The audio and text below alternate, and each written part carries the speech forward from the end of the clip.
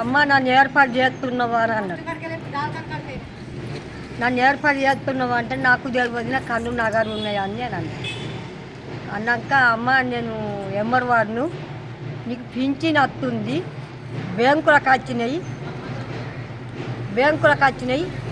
ఆ బ్యాంకులకు వెళ్ళి 4 లక్షల పైసలు వస్తే బగ్గ రోజులు నీకు రాక అని అన్నాడు.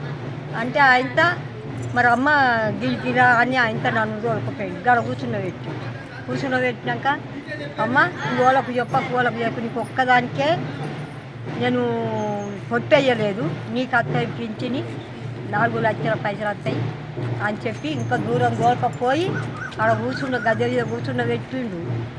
అమ్మ 1 లక్ష ఉన్నది, లక్షది చైను అది మరిచిందట, ఆ పేరు ఈ కమ్మ ఇట్ట ఆడ పెట్టి ఫోటో తీసి నేను ఫోటో తీసుకొని ఆ పైసలు నీకు ఇప్పిస్తానమ్మా, ఏమనుకోకమ్మా అని ఆయన చైను రొట్టెల పేరు కమ్మ తీసుకొని చక్కగా నడిచి అటు పోయింది.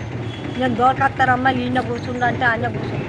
అటు పోయే వరకు జాగలేడు పక్కన ఏమో ఇంకా అత్తడాడని నేను పోయేవరకు ఎక్కడ ఇక వాళ్ళకు చెప్పే వరకు వాళ్ళంతా అయితే పోలీసులు ఫోన్ చేస్తే వాళ్ళు వచ్చో చిన్న కాకాడ చేసుకుంటారు.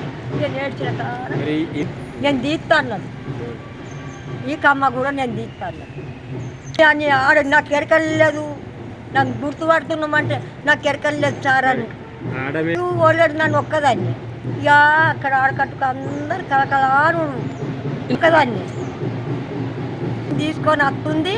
ఇక నీకు కూడా ఇప్పిస్తానమ్మా, నీ ఫోటో తీసుకొని అని చెప్పి ఇంపేట నుంచి వెళ్ళి ప్రతిసారి విజయ్ కుమార్ హాస్పిటల్కి వచ్చి మెడిసిన్ తీసుకునేది. అలాగే ఈసారి కూడా వచ్చి తీసుకొని రిటర్న్ అవ్వగా గోదాం దగ్గర ఒక అతను వచ్చి మాయమాటలు చెప్పి నేను ఎంఆర్ఓను పింఛన్ ఇప్పిస్తానని చెప్పేసి తనకు మాయమాటలు చెప్పి సంతలోకి తీసుకొని వెళ్ళి అక్కడ తన మెడలో నుంచి గొలుసును చెవు కమ్మకు తీసుకొని పరారైపోయాయి.